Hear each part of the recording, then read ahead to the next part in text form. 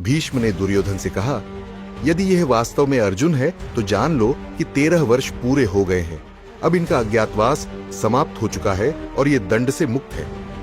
अतः युद्ध जारी रखने का अर्थ है केवल पराजय को बुलावा देना।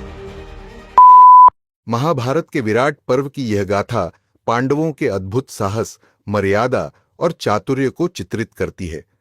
13 वर्षों के वनवास के पश्चात अंतिम 1 वर्ष उन्हें अज्ञातवास में बिताना था, अन्यथा पहचान होने पर फिर 12 वर्ष के वनवास का शाप था। धर्मराज युधिष्ठिर ने निश्चय किया कि पांचों भाई और द्रौपदी मत्स्य देश के राजा विराट के नगर उपप्लव्य में छद्मवेश धरकर रहेंगे। कौरवों से मिली हुई विपदा को धैर्य और बुद्धिमत्ता से हराने की यह उनकी योजना थी।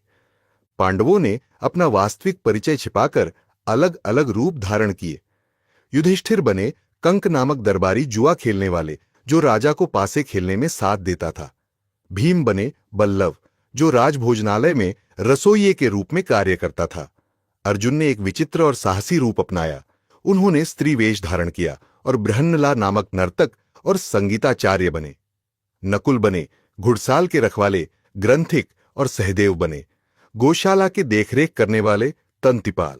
और परम सुंदरी द्रौपदी बनी रानी सुदेशना की दासी सैरंद्री। नगर में प्रवेश से पूर्व उन्होंने अपने दिव्य आयुध एक विशाल शमी वृक्ष के कोटर में छिपा दिए। धर्मराज युधिष्ठिर ने मन ही मन देवी दुर्गा का स्मरण कर आशीर्वाद मांगा, जिससे उनके रूप में कोई उन्हें पहचान न सके। देवी दुर्गा की कृपा से पांडव निडर होकर विराट नगरी में प्रविष्ट हुए। राजा विराट ने अज्ञात रूप में आए इन सबको अलग अलग सेवाओं में रख तो लिया, पर वह नहीं जानता था कि उसी की सभा में महान पांडव वीर उपस्थित हैं। नवपद ग्रहण कर पांडव अपना काम पूरी निष्ठा से करने लगे। दिन बीतने लगे और कोई उन्हें पहचान न सका। राजसभा में कंक, युधिष्ठिर अपने धर्म और ज्ञान से सबका मान जीतते थे। राजा के भोजनालय में बलवान बल्लव भीम असाधारण स्वादिष्ट भोजन बनाता और कभी-कभी अपनी प्रचंड शक्ति छिपाते हुए भी दिखा देता था। एक बार विराट नगरी में ब्रह्मोत्सव के अवसर पर मल्ल युद्ध प्रतियोगिता हुई, जिसमें बाहुबली भीम ने छद्मवेश में राजा के कहने पर एक दुर्दांत पहलवान को परास्त कर मार डाला। इस वीरता पर प्रसन्न होकर विराट ने बल्लव रसोइये को भारी इनाम दिया, जिससे पांडवों का गुप्तवास और सहज हो गया। उधर नकुल घोड़ों की देखभाल में निपुण थे और सहदेव गायों को हानि से बचाने में कुशल। द्रौपदी सैरंध्री बन रानी सुदेशना की सेवा में रहती थी, पर उनके रूप और गुणों से सभी स्तब्ध थे। युधिष्ठिर, भीम, अर्जुन आदि सब अपने अपने कार्य बखूबी निभा रहे थे। मन में भविष्य की योजनाएं संजोए हुए समय शांति से बीत रहा था कि 10वें माह के बाद विराट के दरबार में अनर्थ का बादल मंडराया। राजा विराट का साला रानी सुदेशना का भाई कीचक मत्स्य देश की सेना का प्रधान था। कीचक बलवान तो था, पर अत्यंत अहंकारी और कामांध भी। राजमहल में रूपवती सैरंध्री द्रौपदी पर उसकी बुरी नजर पड़ गई। सैरंध्री के सौंदर्य पर मोहित कीचक उसे किसी भी कीमत पर पाना चाहता था। उसने बहन सुदेशना से पूछा कि यह सुंदरी स्त्री कौन है। रानी ने बताया कि यह मेरी दासी है। ये सुनकर अधर्मी कीचक के मन में अनैतिक इच्छा और बढ़ी। एक दिन अवसर पाकर कीचक ने द्रौपदी से सीधे विवाह का प्रस्ताव रखा। यहां तक कह डाला कि पिछले सारे पतियों को त्याग कर उससे विवाह कर ले तो वह द्रौपदी को रानी बना देगा और स्वयं उसका दास बनकर रहेगा। द्रौपदी ने अपनी मर्यादा नहीं छोड़ी और शांत किंतु तीखे शब्दों में उसे फटकार दिया कि तू सेना का सेनापति है और मैं एक दासी। तेरा यह विचार तुझे शोभा नहीं देता। मेरे तो 5 गंधर्व पति हैं जो सदा मेरी रक्षा करेंगे। यदि मुझसे दुष्टता करने का प्रयत्न किया तो वे तुझे प्राणों से हाथ धोना पड़ेगा। द्रौपदी के मुंह से अपने 5 रक्षकों का जिक्र सुनकर भी कीचक पाप से पीछे न हटा। द्रौपदी के स्पष्ट इनकार और चेतावनी ने उसके अहंकार को ठेस पहुंचा दी। वह क्रोधित और लज्जित होकर अपनी बहन रानी सुदेशना के पास गया और गिड़गिड़ाने लगा। पहले तो सुदेशना ने उसे समझाया कि सैरंध्री को तंग न करे, पर भाई की विकल अवस्था देखकर उसने एक अनुचित योजना बना डाली। कुछ समय बाद राजमहल में एक उत्सव की रात रानी सुदेशना ने सैरंध्री से कहा कि कीचक के कक्ष से मदिरा ले आए। द्रौपदी समझ गई कि यह बहाना मात्र है और वास्तविक उद्देश्य कीचक का दुस्साहस ही होगा। मन में भगवान का स्मरण कर आंखों में आंसू लिए द्रौपदी विवश होकर मदिरा लाने गई। जैसे ही वह कीचक के कक्ष में पहुंची, दुष्ट कीचक ने मौके का फायदा उठा उसे पकड़ने की चेष्टा की। द्रौपदी घबराकर खुद को छुड़ाते हुए उसे जोर से धक्का देकर भागी। कीचक भी उसके पीछे दौड़ा। द्रौपदी राजसभा की ओर भागी, जहां उस समय राजा विराट, युधिष्ठिर, कंक और भीम बल्लभ उपस्थित थे। क्रोध और मद में चूर कीचक ने सभा में सबके सामने द्रौपदी को पकड़कर जोर से पटक दिया। सभा में सन्नाटा छा गया। भीम के नेत्र क्रोध से लाल हो गए और उनकी भुजाएं फड़कने लगीं, परंतु युधिष्ठिर ने उनकी ओर कड़क निगाहों से देखा कि अभी धैर्य रखें, अन्यथा भेद खुल जाएगा। द्रौपदी तड़पकर राजा से न्याय की गुहार करने लगी कि ऐसे पापी को दंड दिया जाए, किंतु राजा विराट शक्तिशाली साले से डरकर या शायद सेनापति खोने के भय से टालमटोल करने लगा। नीति वचन का पालन करने वाले युधिष्ठिर ने द्रौपदी को इशारा किया कि अब भी क्रोध शांत रखो। बेबस द्रौपदी ने कातर स्वर में सभी सभासदों के सामने घोषणा की, मैं प्रतिज्ञा करती हूं कि इस अन्यायी कीचक का शीघ्र ही विनाश होगा। इसके बाद वह रोती हुई महल लौट गई। द्रौपदी सीधे भीमसेन के पास रसोई घर में गई, जहां उसका वीर पति अपनी असली मूरत में उसकी प्रतीक्षा कर रहा था। भीम क्रोध से उबल रहे थे और बोले कि आज्ञा दो तो अभी उस पापी का वध कर दूं। द्रौपदी ने कहा कि आपको अपने भैया युधिष्ठिर की मर्यादा रखनी है, खुलेआम नहीं, चालाकी से शत्रु का नाश करना होगा। दोनों ने मिलकर एक योजना बनाई। द्रौपदी ने रानी सुदेशना को कहला भेजा कि कीचक को संदेश दे दे कि सैरंद्री उससे छुपकर मिलना चाहती है। ये सुनते ही अहंकारी कीचक प्रसन्न हो गया। द्रौपदी ने गुप्त रूप से कीचक से मिलने का स्थान, नृत्यशाला, नाच घर तय किया और समय रात्रि का रखा। कीचक प्रसन्नतापूर्वक उस निर्धारित स्थल पर पहुंच गया। अंधेरे नृत्यशाला में उसे एक स्त्रीलीन काया शैया पर लेटी दिखी। वासना से अंधा कीचक उसे छूने को बढ़ा, पर यह क्या, वो सैरंद्री नहीं, पांडव भीमसेन थे, जो क्रोध से वहां अंतःपुर में प्रतीक्षा कर रहे थे। भीमसेन ने तत्काल भरपूर बल से कीचक को गर्दन से दबोच लिया। कीचक स्तब्ध रह गया। उसने छुड़ाने का भरसक प्रयास किया, पर कहां सहस्त्र हाथियों का बल रखने वाले भीम और कहां कपटी कीचक। भीम ने उसे ऐसा भींचा कि उसकी हड्डियां चटकने लगीं। कीचक ने छूटने के लिए मुक्के और लात चलाए। दोनों में घोर द्वंद्व हुआ। नृत्यशाला में मानो दो विशाल गजराज लड़ रहे हों। अंततः भीम की पकड़ में आकर वह दुष्ट कीचक अचेत होने लगा। अपने भाई के अपमान और द्रौपदी के अश्रुओं का स्मरण कर भीम का पौरुष और प्रचंड हो गया। उन्होंने कीचक को उठाकर पृथ्वी पर इतनी ताकत से पटका कि उसका शरीर मांसपिंड समान पिचक कर निष्प्राण हो गया। कीचक का अंत अत्यंत भयावह तरीके से हुआ। वह वीर भीमसेन के हाथों अपने पापों का फल पाकर यमलोक पहुंचा। भीम ने शीघ्र ही द्रौपदी को आकर इशारा किया कि शत्रु संहार हो गया है। द्रौपदी ने चैन की सांस ली और सारे नगर में खबर फैल गई कि बलशाली कीचक रहस्यमय ढंग से मार डाला गया है। सब ओर कानाफूसी होने लगी कि रानी की दासी के 5 गंधर्व पतियों ने ही अदृश्य रहकर यह कार्य किया होगा, क्योंकि सामान्य मानव के वश की बात न थी। भीम और द्रौपदी ने भी बात फैला दी कि द्रौपदी के गंधर्व स्वामियों ने ही उसकी रक्षा कर कीचक का वध किया है, जिससे पांडवों की पहचान गुप्त रहे। कीचक के शोक में अगले दिन उसकी अस्थियां जलाने की तैयारी हुई। इस प्रकार भीम ने द्रौपदी को हर खतरे से बचाकर अपना धर्म निभाया। द्रौपदी की लाज बची रही और पांडवों का रहस्य भी भंग नहीं हुआ। कीचक वध की घटना ने पूरे मत्स्य राज्य में हड़कंप मचा दिया। उधर हस्तिनापुर में कौरवों को खबर पहुंची कि अज्ञातवास में गए पांडव अब तक मिले नहीं, पर कहीं एक गंधर्व ने विराट नगर में कीचक नामी वीर को मारा है। शकुनी और कौरवों को आभास हुआ कि अवश्य यह भीम का काम होगा और पांडव वहीं छिपे होंगे। दुर्योधन के मन में एक कुटिल योजना आई। अज्ञातवास का आखिरी समय चल रहा था। अगर अभी पांडव खोजे जाएं और पहचान लिए जाएं तो उन्हें पुनः वनवास होना पड़ेगा। इसलिए उसने सोचा कि विराट के राज्य पर चढ़ाई करके पांडवों को उकसाया जाए ताकि वे प्रकट हों। इस योजना में कर्ण, दुशासन और त्रिगर्त देश के राजा सुशर्मा ने भी साथ दिया। निश्चय हुआ कि त्रिगर्त राजा सुशर्मा दक्षिण दिशा से विराट पर धावा बोलेगा और गांवों को लूटेगा।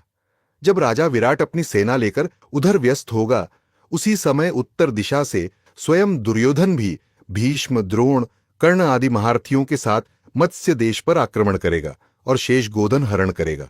दो तरफ से वार कर वे पांडवों को पकड़ने की चाल चलते हैं। योजना अनुसार समय आने पर सुशर्मा ने दक्षिण से हमला किया और मत्स्यराज विराट को रणभूमि में घेरकर बंदी बना लिया।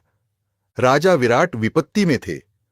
कौरवों के इस छद्म आक्रमण से निपटने के लिए युधिष्ठिर ने सुझाया कि राजा को बचाना राजधर्म है और रसोइयां भीम सहित अस्तबल के सेवक नकुल सहदेव को राजकुमार के साथ भेजा जाए। राजा विराट नहीं जानते थे कि ये कोई और नहीं, स्वयं पांडव हैं। भीमसेन ने नगाड़े की भांति अपनी गदा घुमाई और नकुल सहदेव ने तलवार और भाले संभाले। सुशर्मा की सेना पर पांडवों ने भीषण प्रहार किया। भीम ने असंख्य शत्रुओं को धराशायी करते हुए स्वयं सुशर्मा को पकड़ लिया। नकुल और सहदेव ने शत्रु सैन्य में हाहाकार मचा दिया। सुशर्मा बंदी बनाकर विराट के समक्ष लाया गया। धर्मात्मा युधिष्ठिर ने महानुभावता दिखाते हुए सुशर्मा को क्षमा कर राजा विराट के हाथों उसकी आदरपूर्वक रिहाई करवाई। इस प्रकार दक्षिण दिशा की गायों की रक्षा हुई और राजा विराट सुशर्मा के बंधन से मुक्त होकर सुरक्षित लौट आए। इस विजय को इतिहास में दक्षिण गौग्रहण कहा गया। इधर उत्तर दिशा में दुर्योधन, कर्ण, भीष्म, द्रोण, अश्वत्थामा, कृपाचार्य, दुशासन आदि समस्त कौरव वीरों की सेना विराट नगरी के उत्तरी गोचरागाह पर टूट पड़ी। राजा विराट तो सुशर्मा के विरुद्ध गए थे, नगर लगभग रक्षाहीन था। विराट के छोटे पुत्र राजकुमार उत्तर ने युवा जोश में प्रतिज्ञा की कि वे कौरवों से गोधन की रक्षा करेंगे, परंतु उनके पास कोई योग्य सारथी नहीं था, क्योंकि उनके रथ चालक पहले ही युद्ध में मारे जा चुके थे। द्रौपदी ने यह सुना तो तुरंत अर्जुन के पास दौड़ी। अब अज्ञातवास की अवधि पूर्ण होने को मात्र कुछ घंटे रह गए थे। अर्जुन ने निश्चय किया कि अब समय आ गया है अपने शस्त्र उठाने का। उन्होंने द्रौपदी से कहा कि राजकुमार उत्तर को समझाकर मेरे यानी कि बृहन्नला के सारथी बनने की अनुमति दिलवाओ। द्रौपदी ने राजकुमार को सूचना दी कि नृत्य शिक्षक बृहन्नला रथ हाँकने में निपुण हैं और पूर्व में अर्जुन के प्रिय सारथी रहे हैं, इसलिए उन्हें साथ ले जाओ।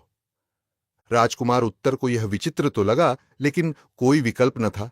उसने बृहन्नला को अपना सारथी बनाना स्वीकार कर लिया। इस प्रकार राजकुमार उत्तर के साथ बृहन्नला बने अर्जुन रथ पर सवार होकर कौरवों से गायों को छुड़ाने निकल पड़े। उधर कौरव सेना विशाल भूखे भेड़ियों सी चरागाह को घेर रही थी। इधर राजकुमार उत्तर जब रण क्षेत्र के निकट पहुंचे तो दूर क्षितिज तक फैली कौरवों की सेना देख उनके होश उड़ गए। इतने युद्ध प्रशिक्षित महारथियों को सामने देख युवक उत्तर घबरा गए। उनका सारा उत्साह ठंडा पड़ गया और भय से उनके पैर कांपने लगे। उन्होंने सोचा, मैं तो अकेला हूं, न मेरे पास सेना है न कोई बड़ा योद्धा। यह तो आत्महत्या होगी। डर के मारे राजकुमार ने रथ मोड़कर वापस भागने की ठानी। अर्जुन ने लगाम खींची और मुस्कुराकर उत्तर को धैर्य बंधाया। अर्जुन ने गंभीर स्वर में कहा, हे राजकुमार, क्षत्रिय धर्म युद्ध से पीठ दिखाकर भागना नहीं है, ये समय है पराक्रम दिखाने का।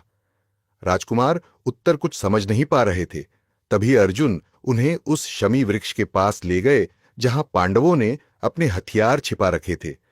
अर्जुन ने वृक्ष के नीचे खड़े होकर सूर्य की शपथ ली और उस तलपत्र को निकाला जिसमें उनके दिव्य धनुष, गांडीव सहित तरकस और शस्त्र रखे थे।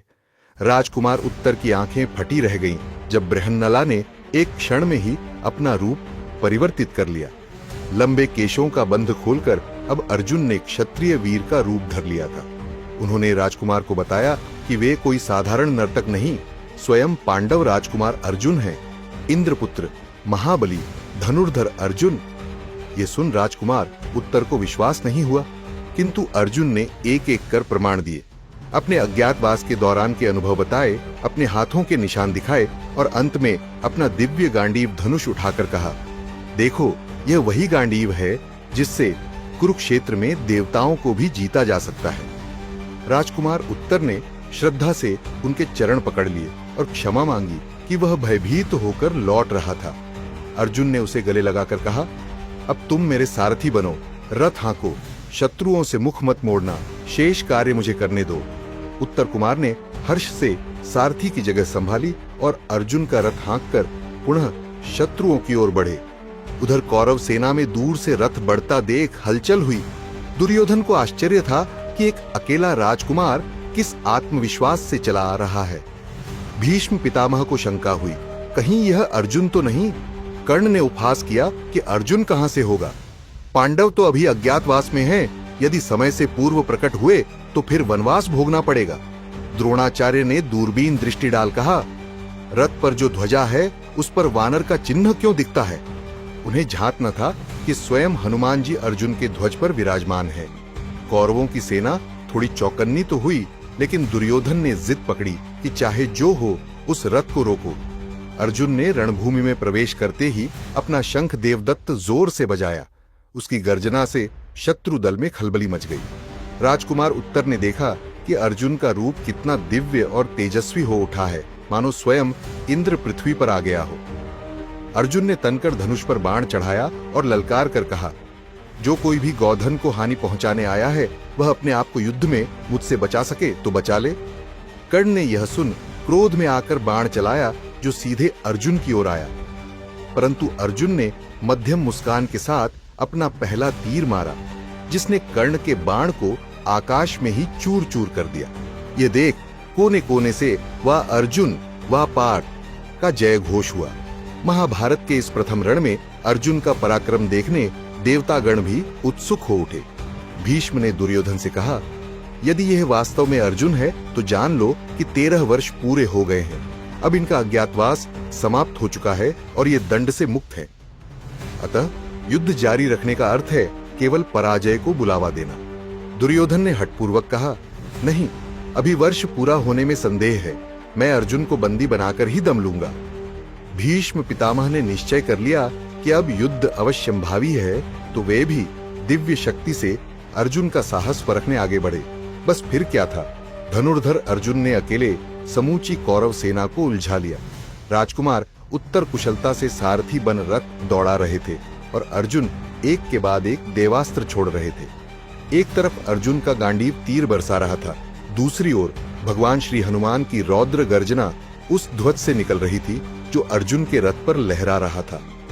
अर्जुन ने कौशल पूर्वक इंद्रासन और आग्नेयास्त्र जैसे दिव्य अस्त्रों का प्रयोग किया, जिससे विरोधी सेना में हाहाकार मच गया। द्रोण के कहने पर भीष्म, कर्ण, कृपाचार्य, अश्वत्थामा, दुशासन सभी ने बारी बारी से अर्जुन पर आक्रमण किया, किंतु अर्जुन ने अद्भुत युद्ध कौशल दिखाते हुए एक एक करके सारे महारथियों को पराजित कर दिया। भीष्म को अपने तीरों से सम्मोहित कर पीछे हटने पर मजबूर किया। द्रोणाचार्य के हाथ से धनुष छीनकर दूर फेंक दिया। कर्ण के रथ के पहिए ध्वस्त कर उसे पस्त किया। दुशासन को बेहोश कर धूल चटा दी। यहां तक कि स्वयं दुर्योधन का रथ टूटा हुआ पीछे हट गया।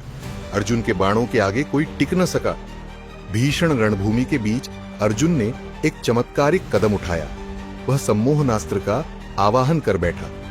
अर्जुन ने सम्मोहनास्त्र की तेजस्वी ज्योति से सभी शत्रु सेनानियों को झपकी में डाल दिया। इस दिव्य अस्त्र की आभा के प्रभाव से भीष्म, कर्ण, कृपाचार्य, अश्वत्थामा जैसे महान योद्धा क्षण भर में मत्त हो गए और रणभूमि पर विराट शांतिपूर्ण निश्चलता छा गई। अर्जुन की वीरता का तेज ऐसा था कि एक क्षण के लिए भीषण युद्ध मौन हो गया। रण की इस मौन विभूति के पश्चात राजकुमार उत्तर आश्चर्यचकित हो उठा और अर्जुन से प्रश्न पूछा कि इतने बलशाली अस्त्र से निश्चय ही शत्रुओं को मार गिराया जा सकता था, फिर उन्होंने ऐसा क्यों नहीं किया? अर्जुन ने करुणामयी मुस्कान के साथ उत्तर को समझाया कि मरे हुए योद्धा का वस्त्र अशुद्ध हो जाता है, इसलिए उसने उन्हें मारने की बजाय सम्मोहन में रख दिया। उसने बताया कि इस प्रकार उन वीरों के रंजित वस्त्र व्यर्थ नहीं होंगे और वे उत्तर की बहन उत्तरा की गुड़ियों के सुंदर वस्त्र बन जाएंगे।